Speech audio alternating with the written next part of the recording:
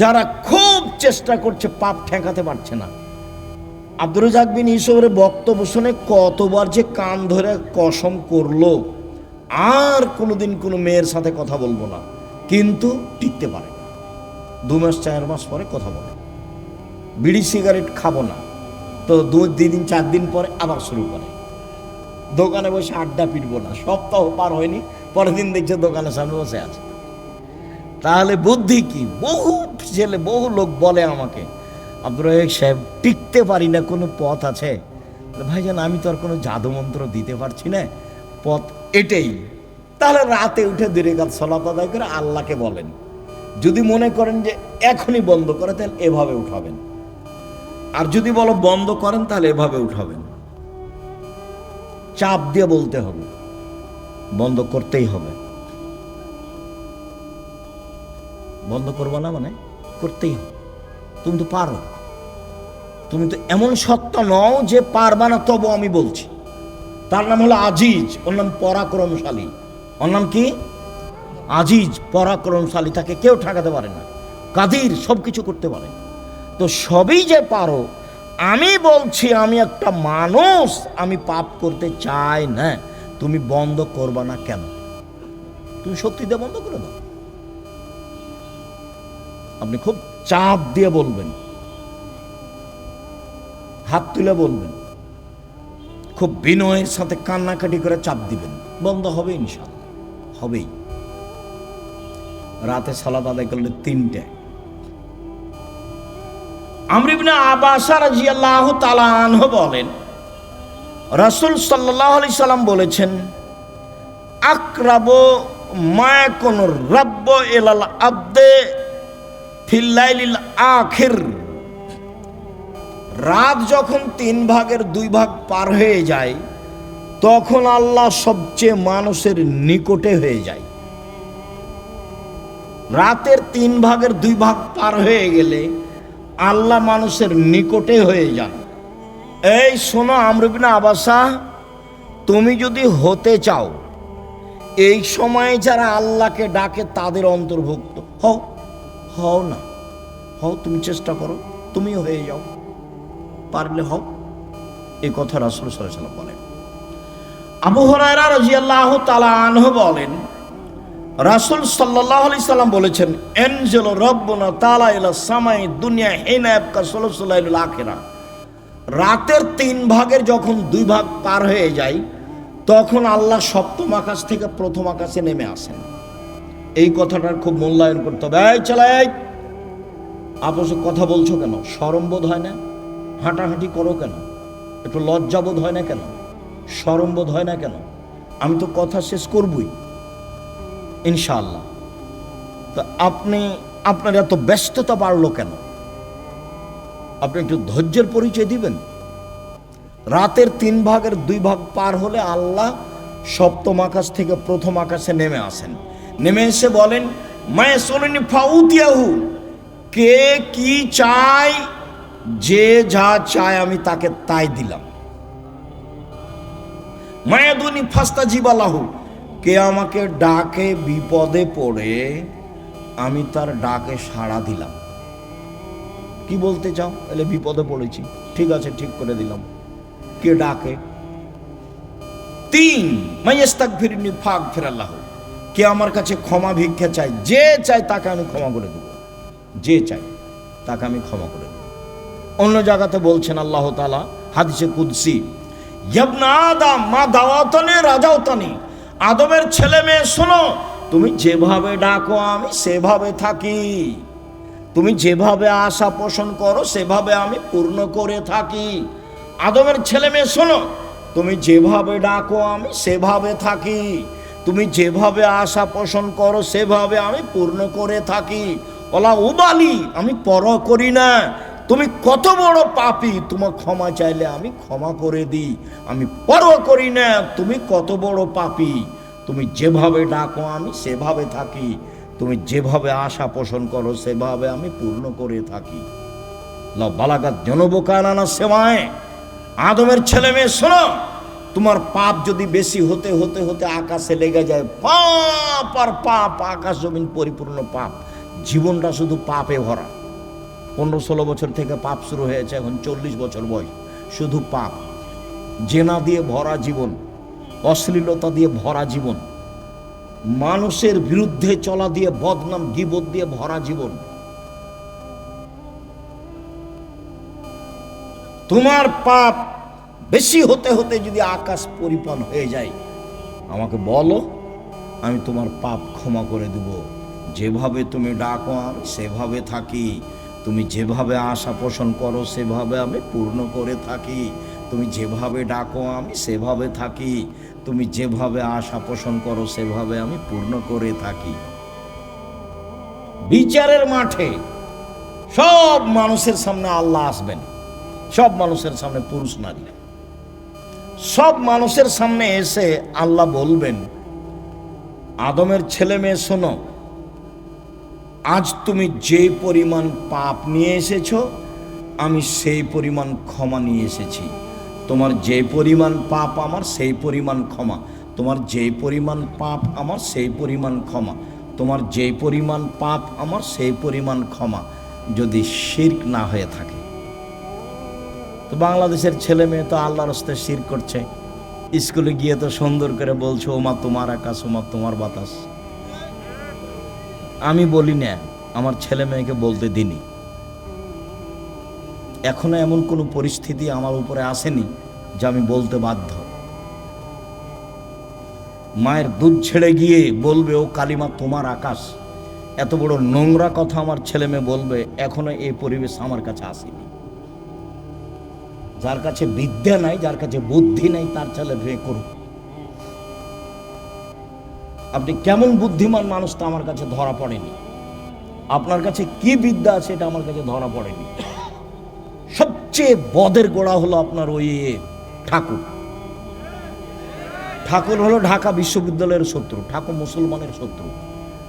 যেদিন ভারত, বাংলাদেশ, পাকিস্তানের মুসলমান ইংরেজদের হাতে নির্যাতিত, সেদিন ঠাকুর ক্ষমতা দেখাই, মান সম্মানে বসবাস করে লন্ডনে। সেই ঠাকুরের গান আমার ছেলে মেয়ে পড়ে, পাগল হয়ে গেছি।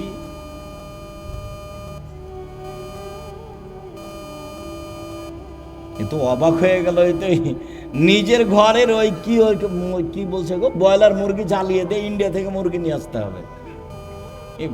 মানে মাথায় গোবর আছে। নিজের মুরগি কি করতে হবে, জ্বালিয়ে দিতে হবে, তো ওখান থেকে ডিমান্ড দেয়। এত উল্টা বুদ্ধি, এটাও একটা উল্টা বুদ্ধি। চেষ্টা করো না কেন? কই বাগমারের ছেলে মেয়ে নাকি জেনারেল লাইনে পড়ে ইঞ্জিনিয়ার হয়ে, বড় ডাক্তার হয়ে জাতির উপকার করেছে। কোথায় উপকার করেছে? পুঠিয়া থানা না? তো পুঠিয়া থানার ছেলে মেয়েরা খুব ভালো পড়াশোনা করেছে, অনেক কিছু করেছে।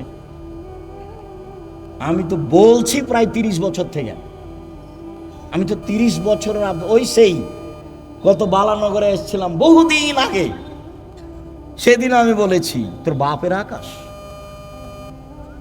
সব সময় বলছি। আমি তো ঘৃণা জানাই।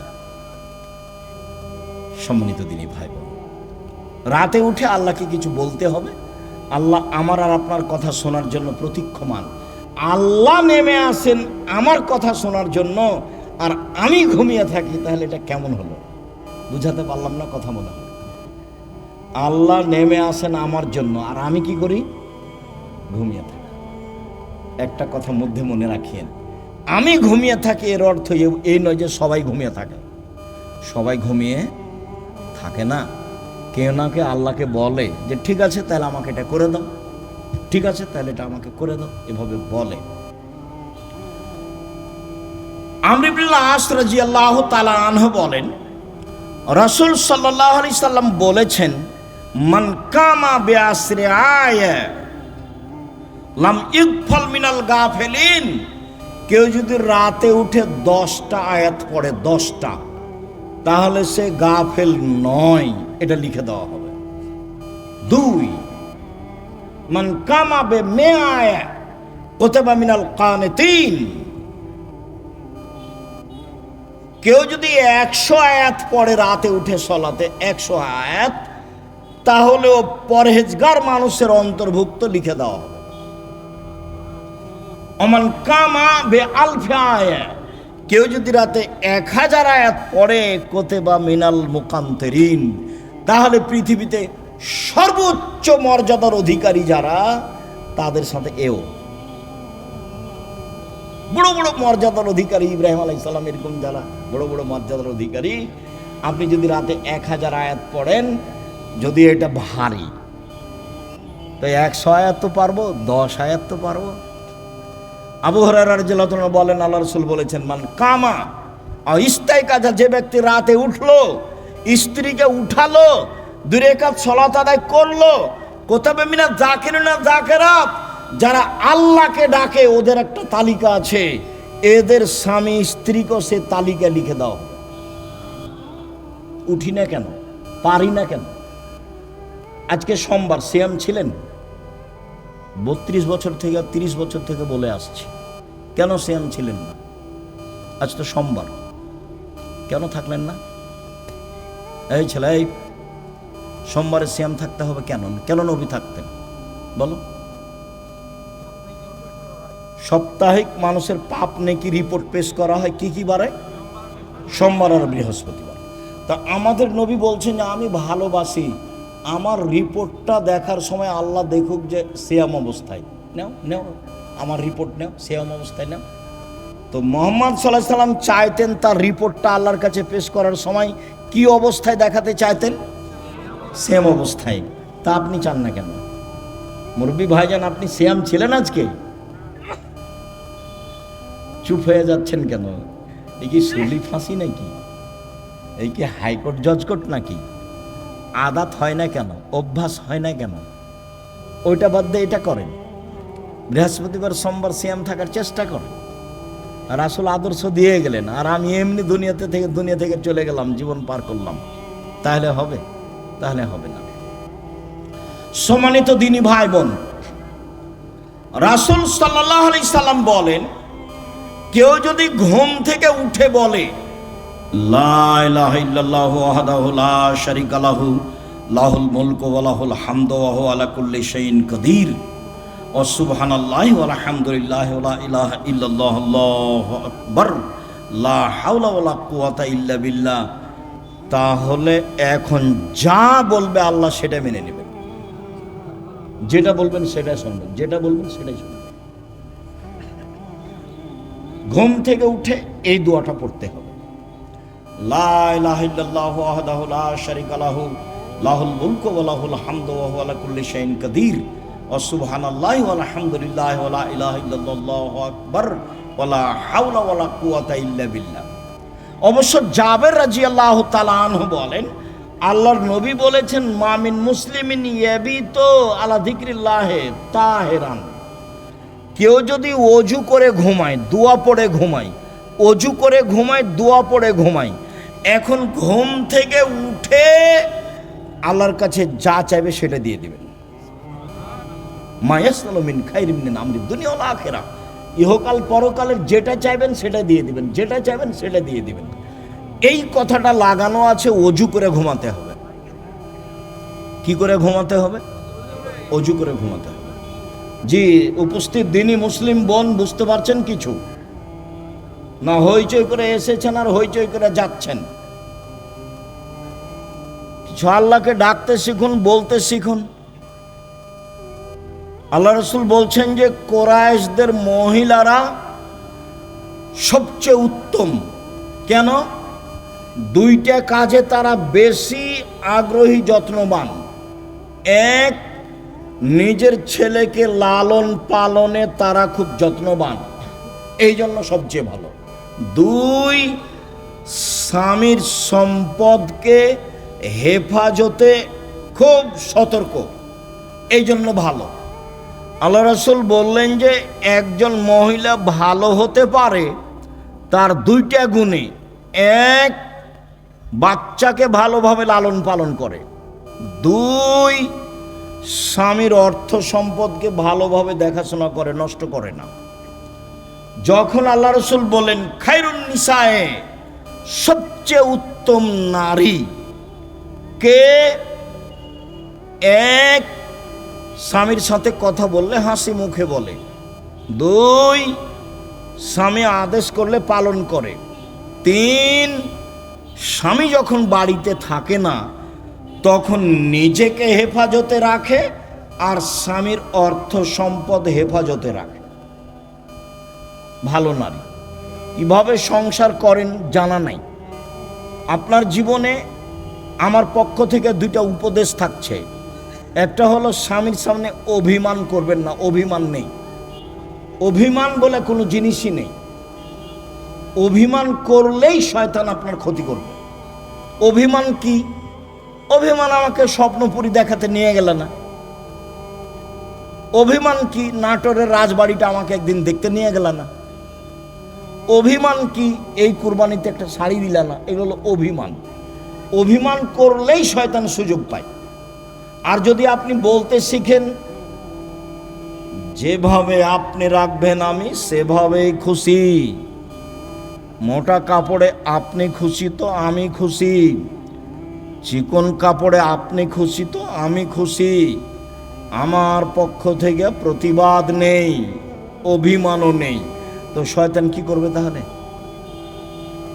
তো শয়তান মুখ বন্ধ করে সরে যাবে। আর যদি খালি অভিমান করেন আর যদি পূর্ণ না করে থাকে, তাহলে সারা রাত শয়তান আপনাকে বলবে, হলো হলো 3 মাস আগে একটা কথা বলেছিলি সেটাও মানেনি, গত রমজানে একটা শাড়ি চেয়েছিলি সেটাও মানেনি, হলো তোকে, তোর কোনো কথাই মানবে না। তখন ঘুম থেকে উঠেও বলে যে তোর সংসারই করবো না, যা তুই আমাকে বাদ দে, তুই সংসারই করবো না, এখনই ছেড়ে দে, এখনই ছেড়ে দে, আমি তোর সংসার করব না। তখন এ নিরুপায় হয়ে বলে যে যা তাহলে করবি না তো কি করবো, আর 1 তালাক 2 তালাক 3 তালাক যা। যেমন 3 তালাক বলা হয়েছে তখন আর শয়তান নেই, চলে গেছে। এখন দুইজনই ফ্রি। ইন্না লিল্লাহি ওয়া ইন্না ইলাইহি রাজিউন। এইবার ছেলে মেয়ে 3টে, যে খুব ঝামেলা। কয়দিন পরে দেখবেন স্বামী কাঠগড়ায় একদিকে আর স্ত্রী কাঠগড়ায় একদিকে। কয়দিন আগে একসাথেই ছিল। অভিমান করবেন না জীবনে। আপনি আমার দিনী বোন, আপনাকে আমি খাটো করতে আসিনি। অভিমান নেই আর প্রতিবাদ নেই। তুমি এই কথা বললে কেন? তোমার মা আমাকে কথা বললো কেন? তোমার বাপ আমাকে কথা বললো কেন? তুমি তোমার মায়ের কথা আমি শুনতে এসেছি? এরকম কোনো কথা চলবে না।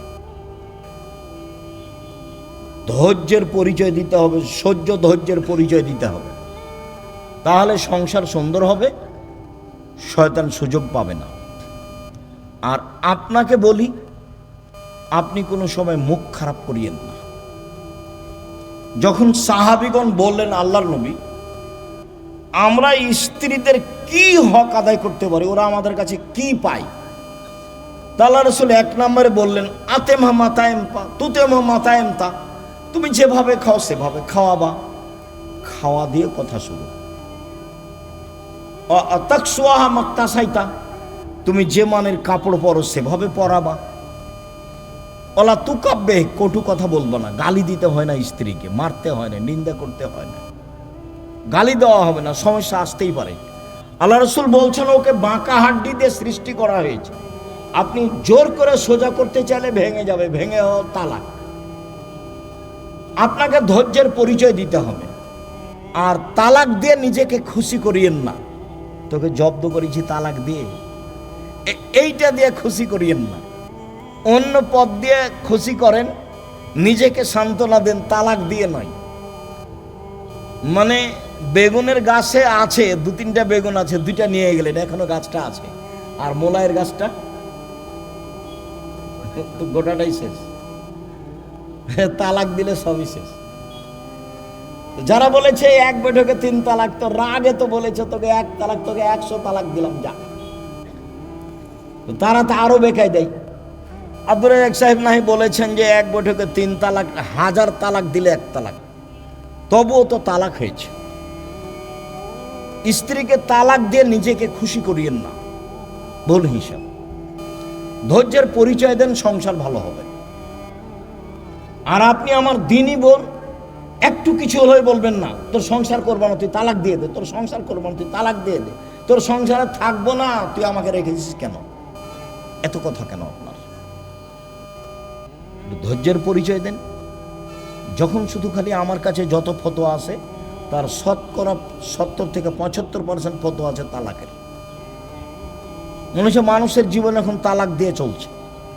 একটু রাগ করলেই ও শান্তি পাচ্ছে কি দিয়ে? তালাক দিয়ে।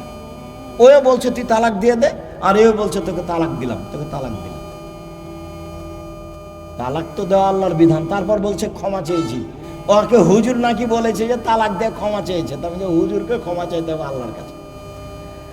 তালাক দিয়েছে সেটা তো আর পাপ নয়, সেখানে ক্ষমা চাইতে হবে কেন? বলে আমাদেরকে তওবা পড়িয়ে মিল করে দিয়েছে। বলে হুজুরকে তওবা করতে হবে, এখন হুজুরকে তওবা করতে হবে যে তালাকের তওবা পড়িয়ে মিল করে দিয়েছি। তো তালাকের তওবা কেন? তালাক তো আল্লাহর বিধান। তালাক কার বিধান? আল্লাহর বিধান।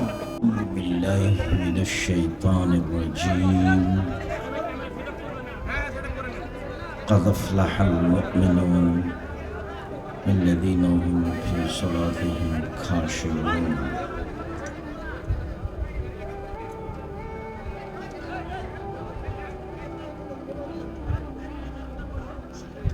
عن أبي هريرة رضي الله تعالى عنه قال قال رسول الله صلى الله عليه وسلم إن الشيطان يعقد على كافية الرأس أحدكم 3 عقد ويضرب على كل عقدة ويقول عليك ليل طويل فارقد إلى آخر الحديث رواه البخاري ومسلم. সম্মানিত দিনী ভাই বোন, প্রশংসা আল্লাহর জন্য, শান্তি অবতীর্ণ হোক আল্লাহ রাসূলের উপর সাল্লাল্লাহু আলাইহি ওয়াসাল্লাম। আজকের দিনে বৈঠকে সংক্ষিপ্ত সময় বক্তব্যের বিষয় রাতের সালাত। রাতের সালাত নিয়ে আমরা এক গুরুত্বপূর্ণ সংক্ষিপ্ত তথ্যবহুল বিবরণের চেষ্টা করব ইনশাআল্লাহ। যারা আপনারা মানুষকে সহযোগিতা করছেন তারাই চিল্লাচিল্লি করলে হবে? আপনারা যারা মানুষকে বসার জন্য, চুপ থাকার জন্য অনুরোধ করছেন, আপনারা অন্তত মুখ বন্ধ রাখেন। এমন তো কিছু জটিলতা দেখি না। তোমরা যারা এই যন্ত্রপাতি নিয়ে আছো, তোমরা কত সময় লাগে তোমাদের? সম্মানিত দিনী ভাই বোন, মানুষের জীবনে সবচেয়ে জরুরি কাজ, মানুষ হিসেবে এর চেয়ে জরুরি কাজ মানুষের জীবনে নেই। তা হলো 5 ওয়াক্ত ফরজ সালাত, যার সাথে মানুষের কোনো আপোষ নেই। ফরজ বিধান আরও আছে, যেমন হজ, এতে মানুষের সাথে আপোষ আছে। মানুষ বলতে পারে যে এবছর যাচ্ছি না, সামনেবার যাব, ইনশাল্লাহ সামনেবার যাব, অথচ এটা ফরজ বিধান। তো একটু সুবিধা হলো, তো এবছর হলো না, সামনেবার হবে। যাকাত একটা ফরজ বিধান, 2 মাস আগেই দিয়ে দিতে পারবেন। আচ্ছা ঠিক আছে, হিসাব নিকাশ ঠিক আছে, আমি 1 মাস পরে দেব, দেন, একটু আপোষ হলো। রমজানের সিয়াম, রমজান মাস, আমি এখন অসুস্থ, পরের থাকবো, তো আল্লাহ বলছেন ঠিক আছে হলো, অথচ ফরজ বিধান। কিন্তু সালাতও ফরজ বিধান, এরকম কোনো সুযোগ নেই, সালাতের সাথে কোনো আপোষ নেই। আপনারা যারা মহিলা পুরুষ, কম বয়সের ছেলে, কম বয়সের মেয়ে, আপনারা এসেছেন, রাস্তাঘাটে আছেন, গল্পে ব্যস্ত আছেন, দোকানপাটে ব্যস্ত আছেন, মানুষকে দিনরাত দেখছি যে হঠাৎ অমুক মারা যাচ্ছে, অমুক মারা যাচ্ছে, জানাজাতে উপস্থিত হচ্ছি, কিন্তু শিক্ষা নিতে পারছি না, অথচ নেওয়া উচিত। আল্লাহ রাসূল কে একদিন জিজ্ঞাসা করা হয়েছিল যে সবচেয়ে বুদ্ধিমান কে, এটাই জিজ্ঞাসা। তো আল্লাহ রাসূল সাল্লাল্লাহু আলাইহি সাল্লাম উত্তরে বললেন, আল্লাযী ইয়াযকুরুল মাউতা, যে তার মরণকে স্মরণ করতে পারে সেই হলো সবচেয়ে বুদ্ধিমান। তো আমরা তো জানাজায় যাই, কান্নাকাটিও দেখি, কিন্তু মরণকে তো স্মরণ করতে পারি না। আল্লাহ রাসূল আর একটা বলেছেন যে জুরু কবরা, এই ছেলে শরম হয় না কেন তোমার? তুমি ওসব চিল্লাচিল্লি করে কি দেখাতে চাচ্ছ? তোমার একটু শরম বোধ হয় না কেন? যতই কষ্ট হোক তুমি আমাকে দেখতে পাও আর না পাও, কথা শোনো, আমি তো তোমার জন্য এসেছি, আমি তো কোনো স্বার্থ নিয়ে আসি। যে যেখানে আছেন দোকানপাটে লেনদেন বন্ধ করে আপনাদের একটা শরম থাকা দরকার। আজকে জিনিস কিনতে হবে কেন? কই আমরা তো এরকম হাটে বাজারে জিনিস কিনি না, তা তো আছি বেঁচে, হাটে বাজারেই তো যায় না। আমার জীবনে আমি কোনোদিন দোকানেই বসিনি, চায়ের স্টলেই বসিনি, তা আমরা তো বেঁচে আছি। আপনারা যে যেখানে আছেন আপোষে কথা বলে পরিবেশ নষ্ট করার চেষ্টা করেন না। সবসময় একটু শরম বোধ করবেন। শরম, লজ্জাবোধ একটা ভিন্ন জিনিস।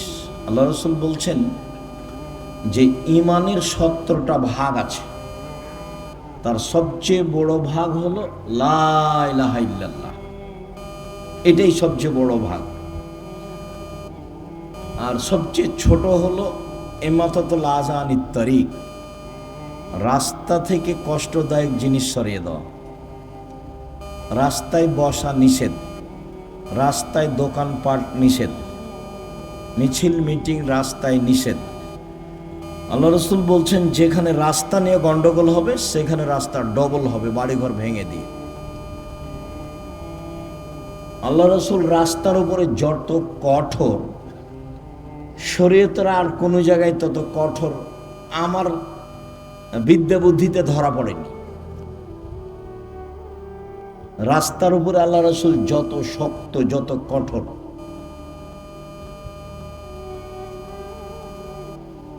একবার বলছেন যে মানুষের শরীরে যত জোড় আছে এই পরিমাণ তাকে দান করতে হবে। সাহাবীরা বলছেন যে এটা না পারে যদি, তখন আল্লাহ রাসূল বলছেন যে তাহলে এ করতে হবে,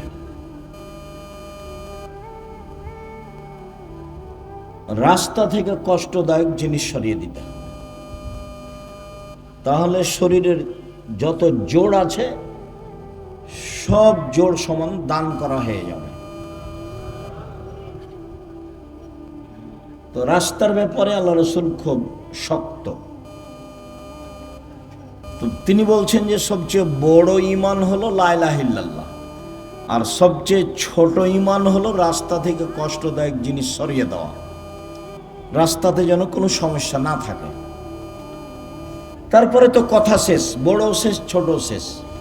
আবার আল্লাহ রাসূল বলছেন ওয়ালা হাইয়ু মিনাল ঈমান, লজ্জা ঈমানের শাখা।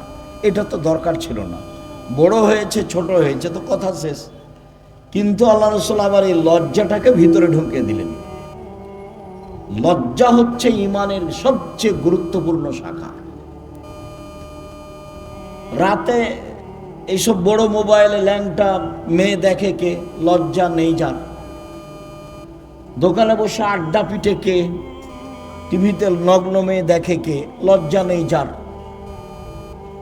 আমরা বক্তব্য দিচ্ছি, কোরআন হাদিসের কথা বলছি, দোকানে বসে আড্ডা পিটছে কে? আড্ডা পিটছে, লজ্জা নেই যার।